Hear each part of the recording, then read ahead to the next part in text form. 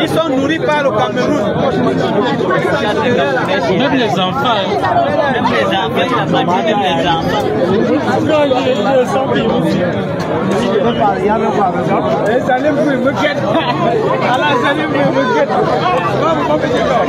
Ils vont arracher tous les biens des Camerounais en Guinée.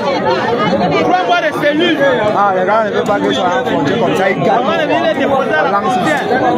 3 mois de cellules. Regardez.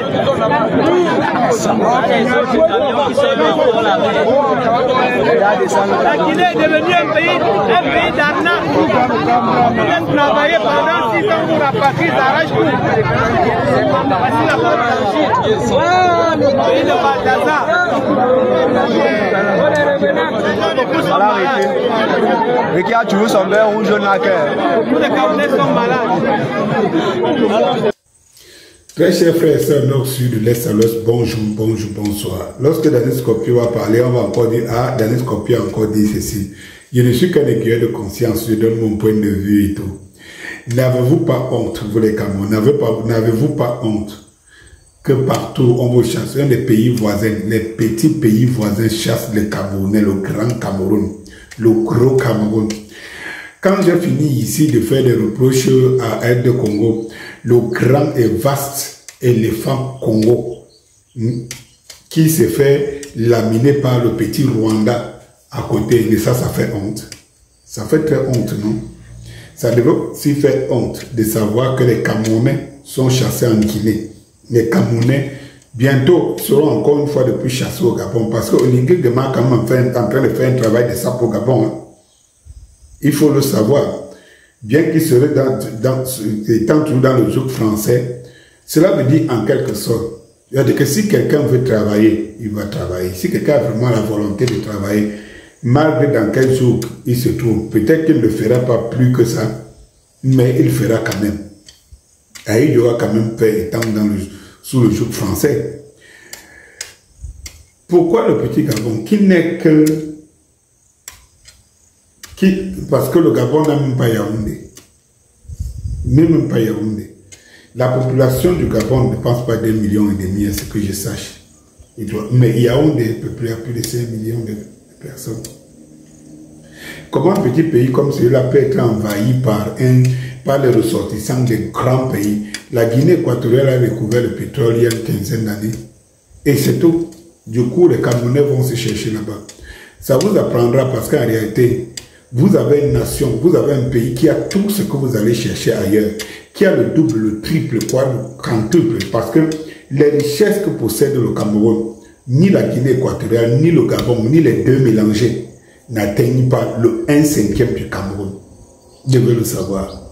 Mais en fait, ceci traduit en même temps la moralité et la mentalité des Camerounais. Les Camerounais ne méritent que le système bien, hein, et c'est comme des forces de changement. Les mêmes choses, ils utilisent le même système, ils veulent simplement remplacer les uns par les autres. Mais la mentalité camerounaise est celle-là. N'avez-vous pas honte? N'avez-vous pas honte?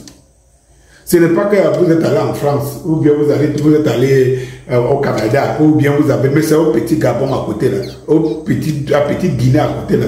Quand vous chassez comme de ma propre, j'entends là, où on t'exploite pendant plus de 6 ans, après on reste avec tout. Mais qu'est-ce que vous croyez? Qu'est-ce que vous croyez? Qu'est-ce que vous croyez? La Guinée a découvert le pétrole hier devant vous, et tous les Guinéens étaient ici, c'est eux qui séchaient les befaka au Cameroun et tout ça. Mais regardez, vous voyez encore un Guinéen ici. Dès qu'il y a eu des moyens chez eux, ils sont rentrés chez eux. Vous laissez les moyens chez vous pour aller les chercher ailleurs. Donc, et quand vous êtes aussi en Guinée ou au Gabon, vous dites que vous êtes à l'étranger. Parce que j'entends ça ici. Les Camerounais qui sont au Gabon, en Guinée, ils vous disent qu'ils sont à l'étranger. Ils sont à l'étranger au Gabon ici. Ils sont à l'étranger en Guinée là. Hein? Quelle honte. Et le pire encore, c'est que d'autres pays viennent ayant déjà que c'est le timbre vocal du Gabon qu'ils parlent, qu'ils adoptent. C'est le terme, le petit Gabon va vous coloniser.